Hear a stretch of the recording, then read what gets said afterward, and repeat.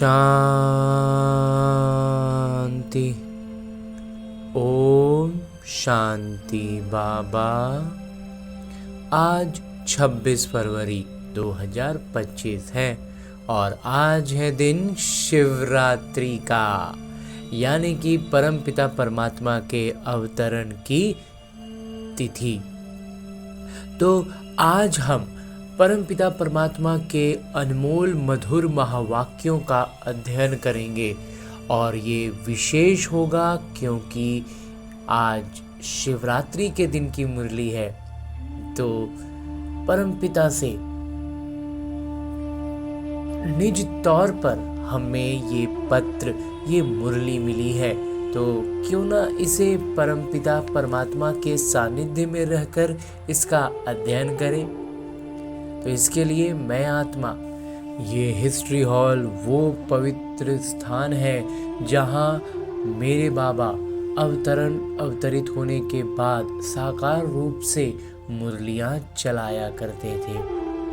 तो आज उसी वातावरण में, उसी स्थान पर खुद को अनुभव करते हुए परमपिता परमात्मा के सानिध्य में उपस्थित रहकर, जिनकी उपस्थिति मात्र से मुझ आत्मा के में पवित्रता के प्रकंपन सुजाग हो रहे हैं, मैं आत्मा असीम शांति का अनुभव कर रहा हूँ। प्रेम की लहर मुझ आत्मा को बिल्कुल प्रफुल्लित कर रही हैं, जिसके कारण मैं आत्मा सुख स्वरूप खुद को अनुभव कर रहा हूँ और परमपिता परमात्मा की उपस्थिति से पूरा वातावरण मानो प्रकाश से भरपूर हो रहा है और मैं आत्मा भी ज्ञान प्रकाश से चमचमाने लगा हूँ, चमकने लगा हूँ और इस ज्ञान प्रकाश की चमक से मुझ आत्मा में अष्ट शक्तियों का संचार हो रहा है और आनंद का एक आवरण तैयार हो चुका है। और इस आनंदमय आवरण में पूरी तरह से आत्माभिमानी स्थिति में स्थित होकर के अध्ययन करते हैं मुरली, जहाँ बाबा कहते हैं, मीठे बच्चे, तुम्हें अपार खुशी होनी चाहिए कि हम अभी पुराना कपड़ा छोड़ घर जाएंगे, फिर नया कपड़ा नई दुनिया में लेंगे। नया कपड़ा नई दुनिया में लेंगे और एकदम अभी पहले ये पुराना सब कुछ छोड़कर घर चलेंगे। हाँ जी बाबा। आगे प्रश्न रूप में मेरे बाबा कहते हैं कि नाटक का कौन सा राज अति सूक्ष्म समझने का है, सबसे गहरा राज है और इसको बहुत सूक्ष्म है, इसको समझना है। उत्तर बतलाते हैं मेरे बाबा कि ये नाटक जू मिसल चलता रहता है, टिक टिक होती रहती है, जिसका जो किरदार चला वो फिर हूबहू 5000 वर्ष के बाद रिपीट होगा। ये राज बहुत सूक्ष्म समझने का है। जो बच्चे इस राज को यथार्थ नहीं समझते तो कह देते ड्रामा में होगा तो पुरुषार्थ कर लेंगे, वो ऊंच पद नहीं पा सकते। हाँ जी बाबा। बाबा कहते हैं कि एक बात, जब बाबा ये बात कह देते हैं नाटक का, ये बात कि 5000 वर्ष बाद हूबहू नाटक रिपीट होगा, तो फिर लोग, आत्माओं की बुद्धि में ये बात आती है कि फिर पुरुषार्थ भी नाटक में होगा तो हम कर लेंगे। लेकिन बाबा कहते हैं ऐसा नहीं है। पुरुषार्थ जो है वो नाटक अनुसार नहीं होगा, वो हमें पुरुषार्थ तो करना ही पड़ेगा। हाँ जी बाबा। ओम शांति। बच्चों को बाबा की पहचान मिली, फिर बाबा से वर्षा लेना है और पावन बनना है। कहते भी हैं, हे पतित पावन, आकर हमको पावन बनाइए, क्योंकि समझते हैं हम पतित बुद्धि हैं। बुद्धि भी कहती है ये पतित आयरन एज्ड दुनिया है, पूरी लोहे की जंग लगी दुनिया। तो नई दुनिया को सतो प्रधान, पुरानी दुनिया को तमो प्रधान कहा जाता है।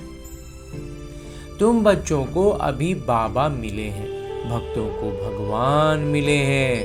कहते भी हैं भक्ति के बाद भगवान आकर भक्ति का फल देते हैं, क्योंकि मेहनत करते तो फल भी मांगते हैं। मेहनत करते हैं तो फल भी मांगते हैं, इच्छा रखते हैं फल की। भक्त क्या मेहनत करते हैं सो तो तुम जानते हो। तुम आधा कल्प भक्ति मार्ग में धक्के खाकर थक गए हो। भक्ति में बहुत मेहनत की है, ये भी नाटक में नूंद है। मेहनत की जाती है फायदे के लिए। समझते हैं भगवान आकर भक्ति का फल दें, तो फल देने वाले फिर भी भगवान ही रहे।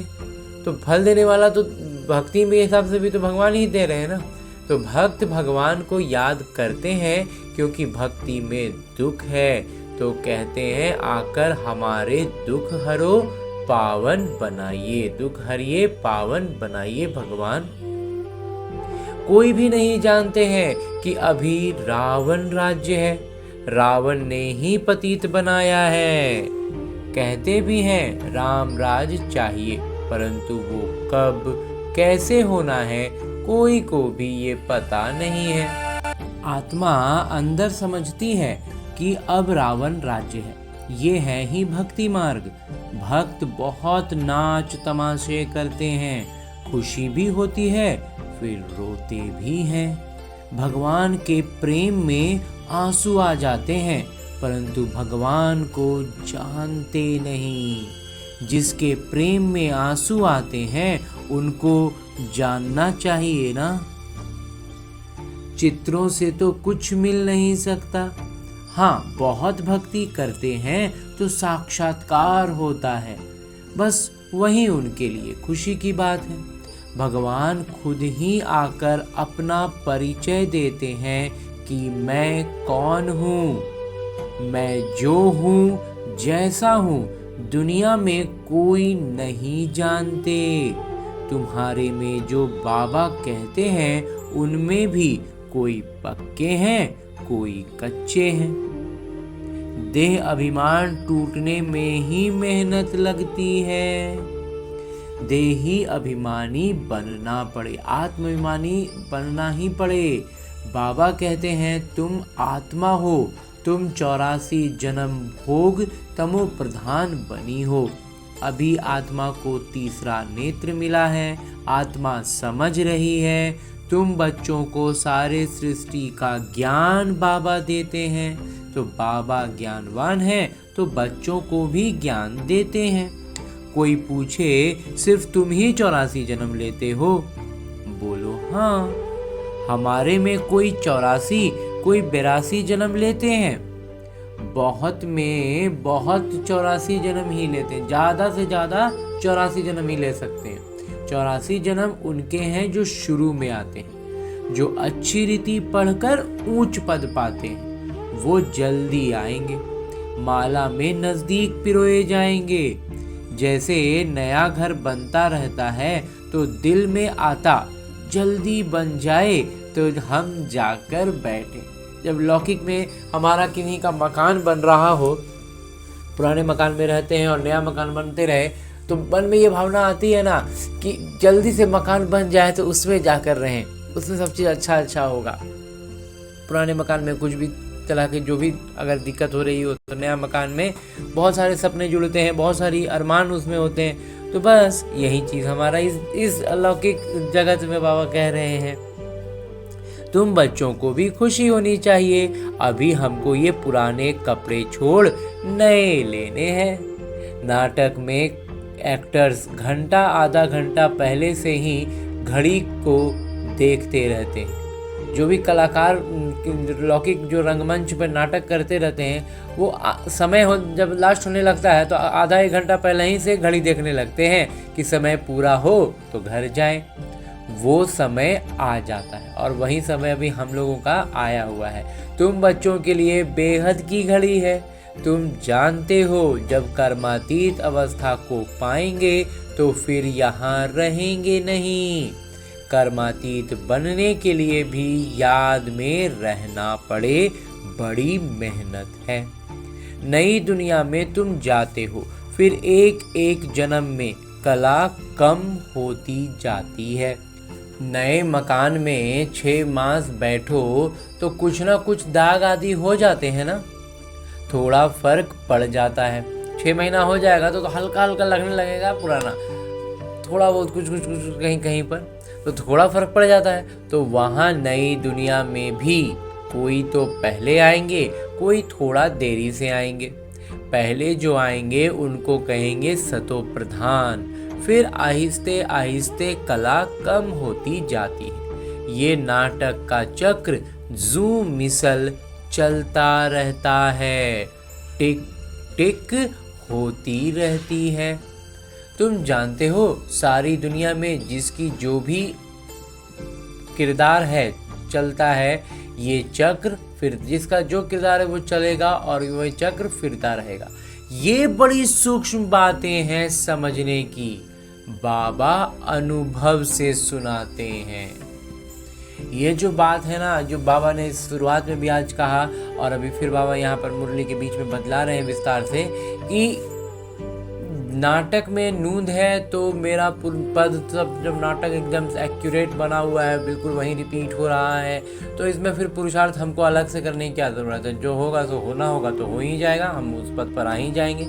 लेकिन बाबा ने उसको एकदम आज उसी बात पर बाबा प्रकाश डाल रहे हैं कि ऐसा नहीं है, पुरुषार्थ तो करना पड़ेगा। और उसके लिए बाबा बतलाते हैं कि जो इस ब्रह्मा कुमार ने मंथन से भी एक छोटी सी बात यहाँ पर सिर्फ जोड़ना चाहूँगा कि जो पद होता है ना, वो पद तो वहीं का वहीं रहेगा, लेकिन कौन सा ब्राह्मण बच्चा, कौन सा आत्मा उसमें जाएगी, ये उसके पुरुषार्थ पर ऊपर नीचे हो जाएगा। जैसे प्रिंसिपल है, वाइस प्रिंसिपल है और उसके नीचे और भी पद होते हैं, तो उस तरह से वो पद तो वहीं रहेगा, सारा नाटक उस पद के अनुसार चलेगा। जैसे किसी भी देश का प्रधानमंत्री का फलाने देश में यात्रा पर जाना है, तो वो प्रधानमंत्री पद के लिए जो सारी व्यवस्था होती है ना, वो वहीं रहेगी, उसके भीतर में फिर व्यक्ति जो भी हो। तो बस वैसे ही आत्माओं का अपना पुरुषार्थ अनुसार उसको वो पद पिछली बार उसने पिछले कल्प में उसने वो पद पाया था, अब सारा कुछ उस अगले कल्प में या अभी जो हम जिस कल्प में पुरुषार्थ कर रहे हैं इसमें पद तो वही रहेंगे, लेकिन उसमें आत्मा कौन सा जा कर के आसीन होगा, ये बड़ी सूक्ष्म समझने की बात है। तो नाटक अनुसार सब कुछ रिपीट तो एकदम हूबहू होगा, लेकिन आत्माएं अंदर में पद पर जो बैठने वाला आत्मा होगी वो बदली हो जा सकती है और उसके बहुत गहरे, बहुत ज़्यादा चांसेस हैं, बहुत ज़्यादा विकल्प है इस बात का। इसीलिए बाबा पुरुषार्थ पर इतना जोर देते हैं, तो ये चीज़ हमें समझनी चाहिए। आगे बाबा कहते हैं कि तुम जानते हो ये पढ़ाई फिर 5000 वर्ष बाद रिपीट होगी। ये बना बनाया खेल है, इस चक्र का किसी को पता नहीं है। इसके क्रिएटर, रचयिता, निर्देशक, मुख्य कलाकार कौन है, कुछ भी नहीं जानते। अभी तुम बच्चों को पता है हम 84 जन्म भोग अब वापस जाते हैं। हम आत्मा हैं, देही अभिमानी बने तब खुशी का पारा चढ़े, आत्माभिमानी स्थिति में आएंगे तभी खुशी का पारा चढ़ेगा। वो है हद का नाटक, ये है बेहद का। बाबा हम आत्माओं को पढ़ा रहे हैं, ये नहीं बताएंगे कि फलाने समय ये होगा। बाबा हम लोगों को पढ़ा रहे हैं, ज्ञान दे रहे हैं, उसके लायक पुरुषार्थ करा रहे हैं, पुरुषार्थ करने की सारा कुछ व्यवस्था बता रहे हैं, सब तरीका बतला रहे हैं, लेकिन कब क्या होगा तिथि नहीं बताते हैं बाबा। बाबा से कोई भी बात पूछते हैं तो कहते हैं नाटक में जो कुछ बताने का है वो बता देते हैं। नाटक अनुसार जो उत्तर मिलना था सो मिल गया, बस उस पर चलना पड़े, उस पर चल पड़ना है। जो बता दिया गया बाबा कहते उस पर चल पड़ो। नाटक बगैर बाबा कुछ भी नहीं कर सकते हैं।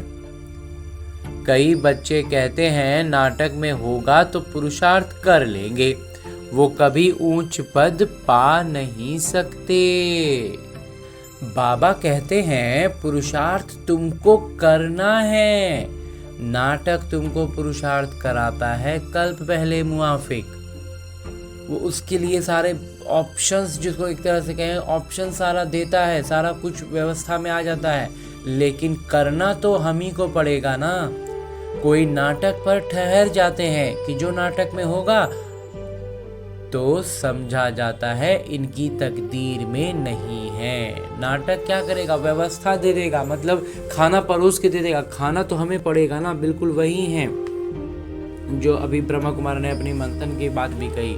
तो अब तुमको स्मृति आई है कि हम आत्मा हैं, हम ये किरदार निभाने आए हैं।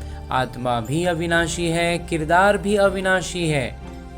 तो जो पद की बात है वो पद तो अविनाशी ही है, सब कुछ वैसे ही है।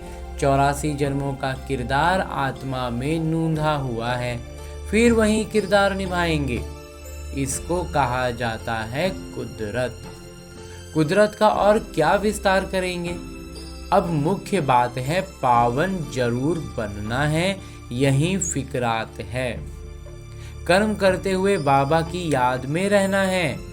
तुम एक माशूक के आशिक हो ना। एक माशूक को सब आशिक याद करते हैं।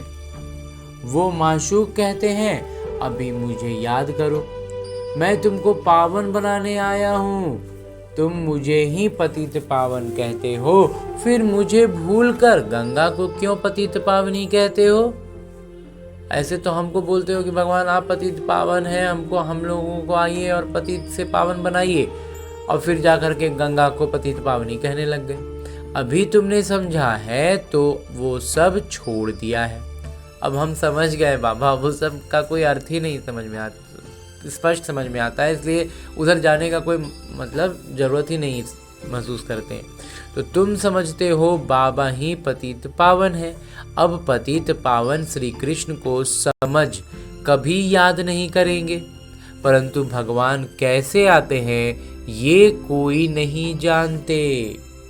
श्री कृष्ण की आत्मा जो सतयुग में थी वो अनेक रूप धारण करते करते अभी तमो प्रधान बनी है, फिर सतो प्रधान बनती है।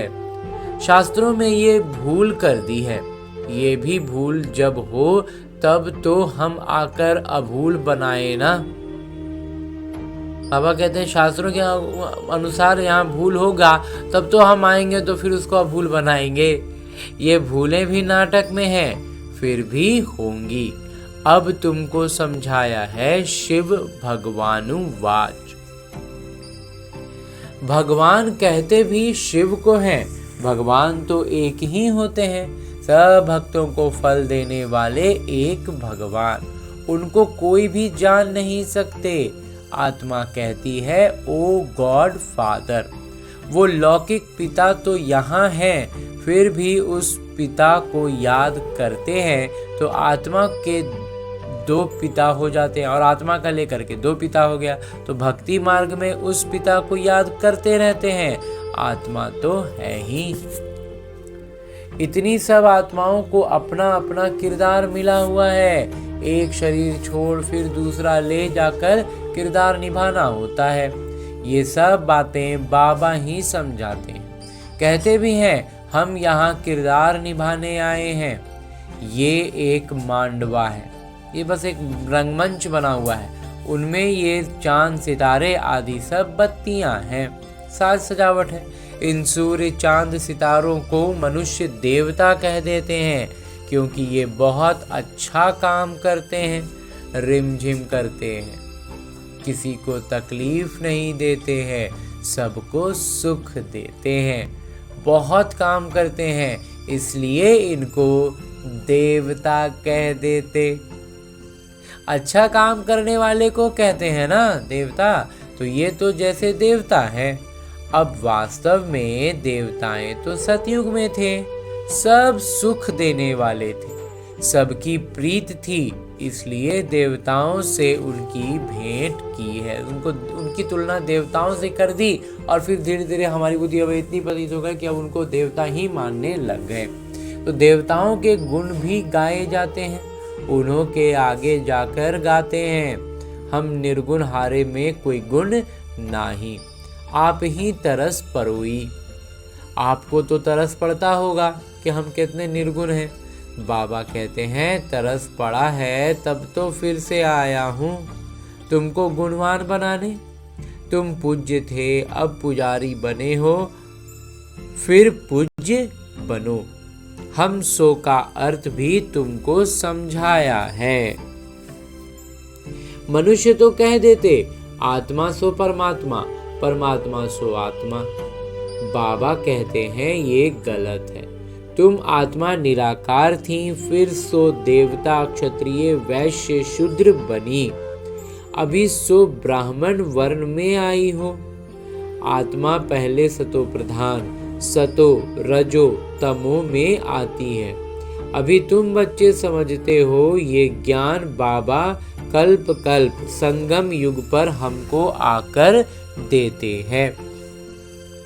बरोबर भारत स्वर्ग था, वहाँ कितने थोड़े मनुष्य होंगे। अभी कलयुग है, सब धर्म आ गए हैं। सतयुग में थोड़े ही कोई धर्म था, वहाँ होता ही है एक धर्म, बाकी सब आत्माएं चली जाती हैं। तुम जानते हो अभी इस पुरानी दुनिया का विनाश सामने खड़ा है। बाबा राजयोग सिखला रहे हैं, कोई भी आए बोलो ये बेहद की घड़ी है। बाबा ने दिव्य दृष्टि दे ये घड़ी बनवाई है। जैसे वो घड़ी तुम घड़ी घड़ी देखते हो, अब ये बेहद की घड़ी याद पड़ती है। बाबा ब्रह्मा द्वारा एक धर्म की स्थापना, शंकर द्वारा आसुरी दुनिया का विनाश कराते हैं। बुद्धि भी कहती है चक्र फिरना जरूर है। बाबा कहते हैं, आज बाबा गजब की बात कर रहे हैं कि बाबा ब्रह्मा द्वारा एक धर्म की स्थापना और शंकर द्वारा आसुरी दुनिया का विनाश कराते हैं। बुद्धि भी कहती है कि चक्र फिरना जरूर है। कलयुग के बाद सतयुग आएगा। अभी मनुष्य भी बहुत हैं, उपद्रव भी बहुत होते रहते हैं। मूसल भी वही हैं। शास्त्रों में तो कितनी कथाएं बना दी हैं। बाबा आकर वेदों शास्त्रों का सार समझाते हैं।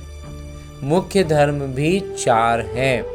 ये ब्राह्मण धर्म है 5वां, सबसे ऊंचते ऊंच ये है छोटा धर्म।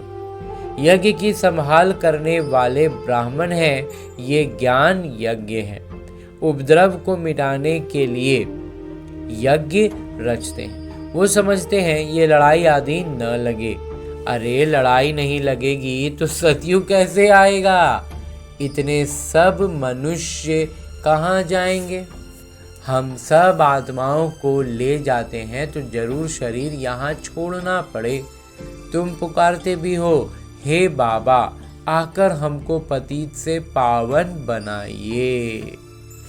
बाबा कहते हैं हमको जरूर पुरानी दुनिया का विनाश कराना होगा। पावन दुनिया है ही सतयुग, सबको मुक्ति धाम ले जाता हूँ। स्वर्ग बनाने के लिए पुरानी दुनिया को तो एक बार बाबा कहते हैं साफ सुथरा करना पड़ेगा ना। पूरा सब चीज़ एक बार धो धा के जला उला के सब साफ सुथरा हो जाएगा, तब ना स्वर्ग की स्थापना होगी लौकिक दृष्टि से।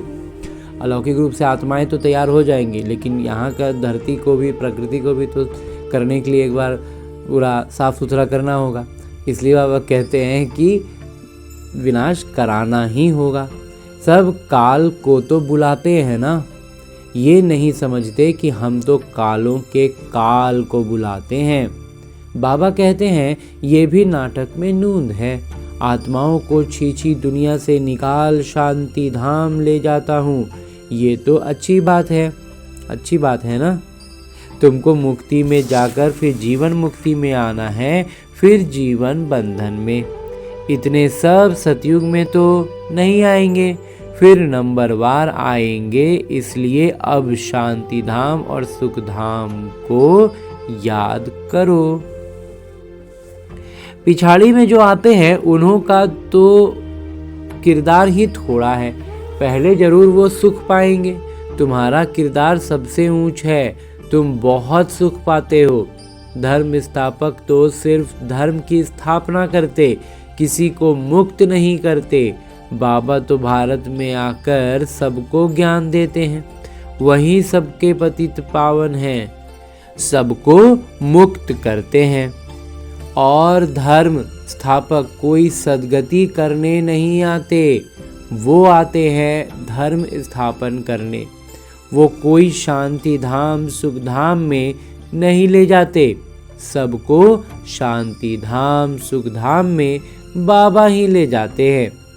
जो दुख से छुड़ाए सुख देते हैं उनके ही तीर्थ होते हैं, मनुष्य समझते नहीं। वास्तव में सच्चा तीर्थ तो एक बाबा का ही है, महिमा भी एक की ही है। सब उनको पुकारते हैं, हे मुक्तिदाता आइए। भारत ही सच्चा तीर्थ है और बाबा आते भारत में हैं, इसलिए बाबा कहते हैं सबसे सच्चा तीर्थ भारत ही है, जहाँ बाबा आकर सबको मुक्ति जीवन मुक्ति देते हैं। तो तुम फिर भक्ति मार्ग में उनके बड़े बड़े मंदिर बनाते हो, हीरे जवाहरों के मंदिर बनाते हो। सोमनाथ का मंदिर कितना खूबसूरत बनाते हैं।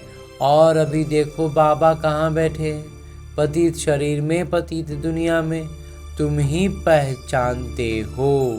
बाबा कहते हैं ये पतित दुनिया पुरानी दुनिया को तुम ही पहचान पाए हो। तुम बाबा के मददगार बनते हो, औरों को रास्ता बताने में जो मदद करेगा उनको ऊंच पद मिलेगा। ये तो कायदा है। बाबा कहते हैं मेहनत करो, बहुतों को रास्ता बताओ कि बाबा और वर्षे को याद करो। 84 का चक्र तो सामने है, ये जैसे अंधों के आगे आईना। ये नाटक हूबहू रिपीट होता है, फिर भी मुझे कोई नहीं जानेगा। ऐसे नहीं कि मेरा मंदिर लूटते हैं तो मैं कुछ करूं। नाटक में लूटने का ही है, फिर भी लूट ले जाएंगे। बाबा कहते हैं कि मुझे बुलाते ही पतित पावन बनाइए बनाने के लिए, तो मैं आकर तुम बच्चों को पढ़ाता हूँ। तो नाटक में विनाश की भी नूंद है। बाबा कहते हैं विनाश होना भी नाटक में ही नूंद है, जैसे मेरा आना नाटक में नूंद है तो विनाश भी नूंद है। सो फिर भी होगा, मैं कोई फूंक नहीं देता हूँ कि विनाश हो जाए। बाबा कहते हैं मैं कोई अपनी तरफ से विनाश के लिए कुछ भी नहीं करता हूँ। ये मुसल आदि बने हैं, ये भी नाटक में नूंद है, मैं भी नाटक के बंधन में बंधा हुआ हूँ। बाबा कहते हैं कि मैं भी विनाश के लिए मैं कोई अलग से आदेश नहीं देता हूँ, ये नाटक में ही इस तरह का बना हुआ है। मेरा किरदार सबसे बड़ा है, सृष्टि को बदलना, पतित से पावन बनाना। अब समर्थ कौन, मैं या नाटक? तो रावण को भी नाटक अनुसार आना ही है। बाबा कहते हैं जो ज्ञान मेरे में है वो आकर देता हूँ। तुम शिव बाबा की सेना हो, रावण पर जीत पाते हो। बाबा कहते हैं सेंटर्स खोलते रहो, मैं आता हूँ पढ़ाने। सेंटर्स खोलो, उसमें पढ़ाने मैं आता हूँ।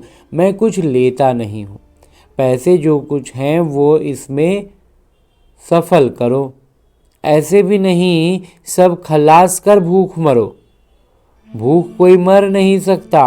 बाबा ने सब कुछ दिया, फिर भूख मरते हैं क्या? तुम भूख मरते हो क्या? भूखे मरने वाली स्थिति होती है क्या? शिव बाबा का भंडारा है। आजकल तो दुनिया में देखो कितने मनुष्य भूखे मरते रहते हैं। अभी तुम बच्चों को तो बाबा से पूरा वर्षा लेने का पुरुषार्थ करना है। ये है रूहानी नेचर क्योर। बिल्कुल सिंपल बात, सिर्फ मुख से कहते हैं मन मना भव। ये मुख से कह रहे हैं मन मना भव, अगर इसका अर्थ समझें तो हम पुरुषार्थ में बहुत ऊपर उठ जाएं। आत्मा को क्योर करते हैं, इसलिए बाबा को अविनाशी सर्जन भी कहते हैं। कैसा अच्छा ऑपरेशन सिखलाते हैं। मुझे याद करो तो तुम्हारे सब दुख दूर हो जाएंगे, चक्रवर्ती राजा बन जाएंगे। इन कांटों के जंगल में रहते हुए ऐसे समझो कि हम फूलों के बगीचे में जा रहे हैं, घर जा रहे हैं। एक दूसरे को याद दिलाते रहो। अल्लाह को याद करो तो यानी बादशाही मिल जाएगी। अच्छा, मीठे मीठे सिगिलते बच्चों प्रति माता पिता बाबा का याद प्यार और आशीर्वाद। रूहानी बाबा की रूहानी बच्चों को नमस्ते। हम रूहानी बच्चों की ओर से रूहानी माता पिता को याद प्यार और प्रणाम। धन्यवाद बाबा, धन्यवाद।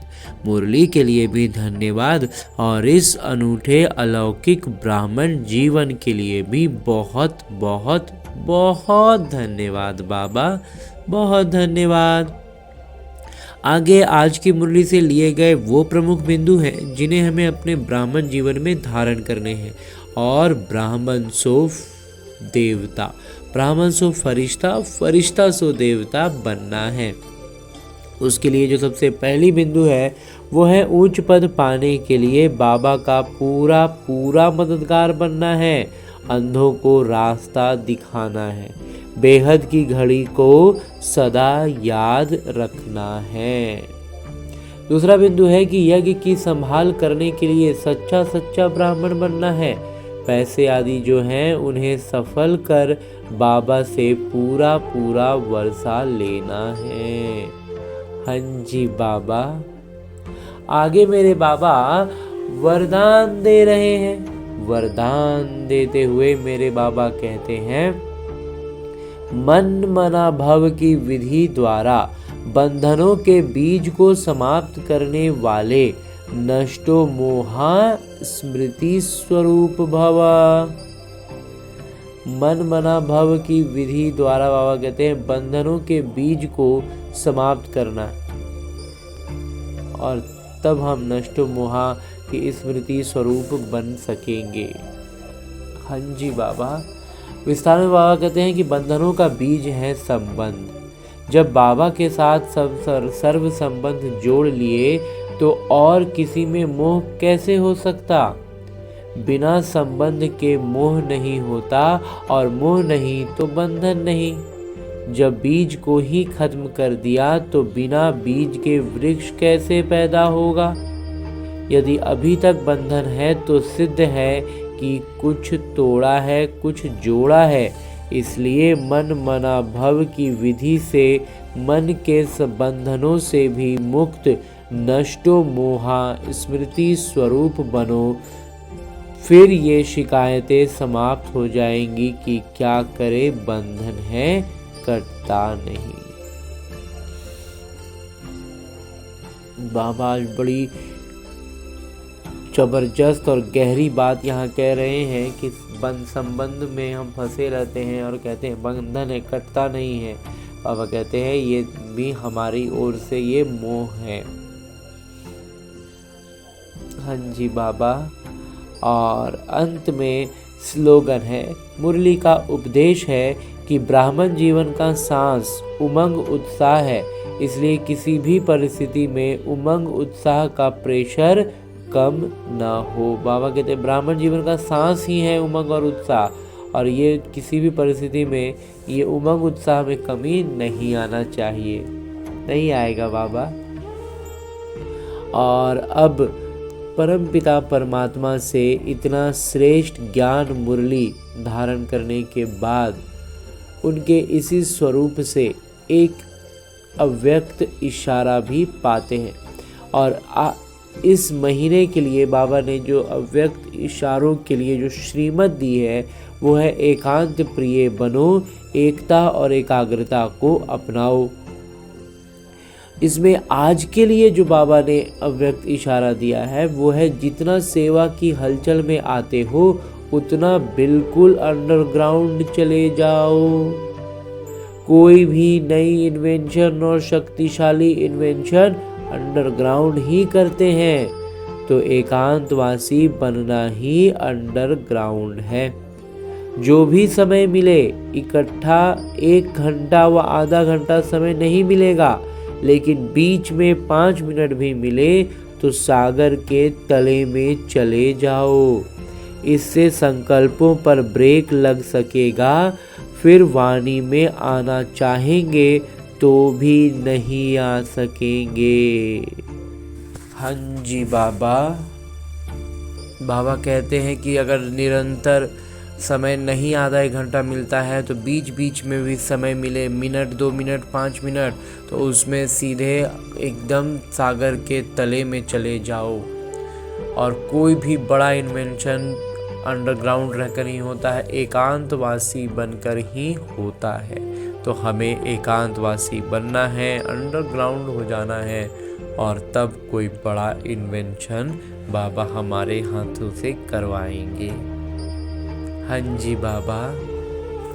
और अब परमपिता परमात्मा से इतना श्रेष्ठ अव्यक्त इशारा पाने के बाद, ज्ञान मुरली सुनने के बाद, अब समय है इन सारी बातों को अपने जीवन में धारण करने का और इसका अभ्यास करते हुए अपनी स्थिति को उतना श्रेष्ठ बनाने का कि हम पहुंच सकें सीधे सीधे कर्मातीत अवस्था तक। तो इसी अभ्यास के लिए लौटते हैं अपने इस लौकिक किरदार में, अपने स्थूल शरीर में, ढेर सारी शुभ भावना और शुभ कामनाओं से भरपूर होते हुए। अच्छा, ओम शांति।